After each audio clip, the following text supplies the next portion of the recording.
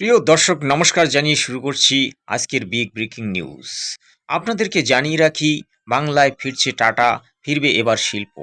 আমাদের বাংলার বিজেপি নেতা তিনি কি বলছেন আপনারা শুনতে পারবেন। শ্রমিক ভট্টাচার্য তিনি প্রকাশ্যে ঘোষণা করবেন যে বাংলায় কেন শিল্প ফিরছে। আপনাদেরকে ভিডিওটি শেষ পর্যন্ত দেখতেই হবে। তারপরে আবার বলছি, বাংলা ফার্স্ট নিউজ চ্যানেলে স্বাগত জানিয়ে আপনাদের প্রতি অনুরোধ করছি যে চ্যানেলটিকে আপনারা সাবস্ক্রাইব করে নেবেন এবং ভিডিওটিকে বন্ধুবান্ধবদের মধ্যে শেয়ার করবেন। দেখুন, আপনাদের জন্যই আমরা এই প্রতিবেদন নিয়ে আসি, যে প্রতিবেদনগুলি আপনাদের শোনা উচিত, যে প্রতিবেদনগুলি শুনলে আপনাদের কাজে লাগবে। দেখুন, বাংলায় এক নতুন সরকার এসেছে, যে সরকারটার নাম হচ্ছে বিজেপি সরকার। এটা ডাবল ইঞ্জিনের সরকার। ডাবল ইঞ্জিন আপনারা বোঝেনি, ডাবল ইঞ্জিন কুছ ভি কর সকতা হ্যায়। তো বাংলাকে আজ নির্মাণ করতে একেবারে মরিয়া হয়ে উঠেছে নতুন সরকার। আমরা ফেরাবই, এটা আমাদের কাছেও একটা চ্যালেঞ্জ। আমরা একটা বার্তা দিতে চাই যে পশ্চিমবঙ্গের কোনো শিল্পপতি ব্রাত্য নয়, রাজ্যের স্বার্থ কারোর ব্যক্তিগত ইগোর থেকে বেশি। আমাদের মুখ্যমন্ত্রী এর উপরে কাজ করেছেন, যোগাযোগ আছে, কেন্দ্রীয় নেতৃত্ব আমাদের সহযোগিতা করছেন। দেশের অর্থমন্ত্রী থেকে প্রধানমন্ত্রী সবাই পশ্চিমবঙ্গের এই অর্থনৈতিক স্থিতির একটা পরিবর্তন হোক, বাংলা নিজের পুরনো গৌরব ফিরে পাক, এর জন্য তারা সচেষ্ট আছেন। সিঙ্গুরেই কি ফিরবে টাটা? টাটা যদি সিঙ্গুরে ফিরতে চায় ফিরবে, না হলে শুরু করছি এবার ব্যাখ্যা। দেখুন, গত বামফ্রন্ট সরকারের আমলে শিল্পকে একেবারে গড়িয়ে তোলার চেষ্টা একটা হয়েছিল, কিন্তু এই তৃণমূলী ওই বাঘিনী তিনি কিন্তু একেবারে টাটা ন্যানোকে একেবারে তাড়িয়ে দিলেন এবং তিনি প্রতিষ্ঠা করলেন তার দল মা মাটির মানুষ। কিন্তু এই দলটা কি সত্যি মা মাটির মানুষ ছিল?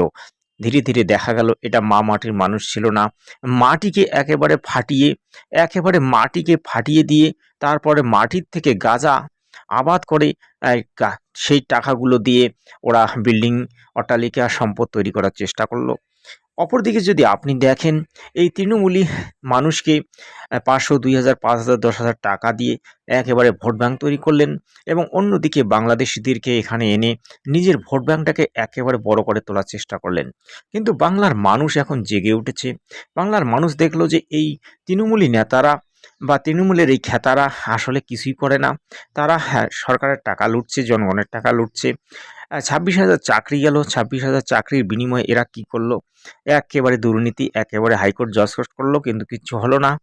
এই তৃণমূলী বাঘিনীরা, তৃণমূলের বাঘারা এখন একটা নতুন দল তৈরি করে ফেলেছে ৬০ জন এমপিকে নিয়ে বা ৬০ জন এমএলএকে নিয়ে। এরা এবার কি করবে? এবার পরিষদীয় দল ঘোষণা করবে। আরে ভাই, তোমরা কি পরিষদীয় দল করবে? তোমরা আগে থেকেই একেবারে চোর জোচ্চোর হয়ে বসে আছো। চোরের দলের রানী তোমাদের সঙ্গে আছে। তো তোমরা কতটা পরিশোধীয় হবে সেটা বোঝা শেষ। মমতা ব্যানার্জির কথা বলার কোনো ঢং নেই, কোনো ডিজাইন নেই, কোনো সিস্টেম নেই। তাকে আর মানুষ বাংলার ফিরিয়ে নিয়ে আসতে চায় না। বাংলার মানুষ তাকে দূর দূর হেই হেই করে তাড়িয়ে দিয়েছে। বাংলার মানুষ তাকে এখন কমেডিতে দেখতে চায়।